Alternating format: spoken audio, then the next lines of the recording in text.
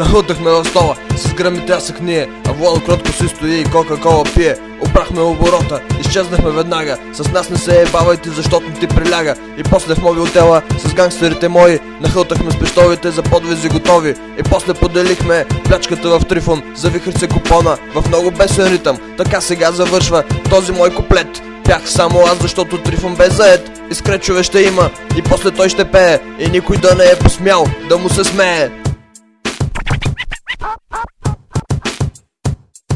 Четвърти курсови, учата се интересно. С бомбата в една квартира живеехме чудесно. Душихме се ние с много яки хора. В тях сформирахме на Свищов аутора. Всеки ден правихме различна простотия. Някой ден си беше, повярвай ми, душия. Седяхме си на токала и пихме кока-кола. Някой си му хръна и ограбихме стола. Спортната ми форма, истината е една. С теб караме яки трайл колела. Нашата компания на купона е цар. Росен, Владо, Владо едно, Хари, аз и Велизар.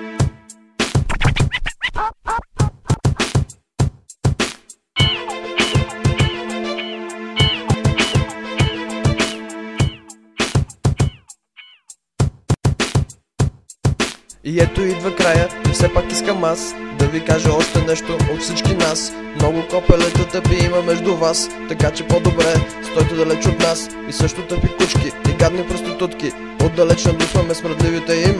И по-добре за тях да спра да пея, не знам дали да плача или да се смея, че винаги намират се такива хора. И щом се появят, скапва се купона. Това е всичко. Сега ще спра и ще потърся нещо да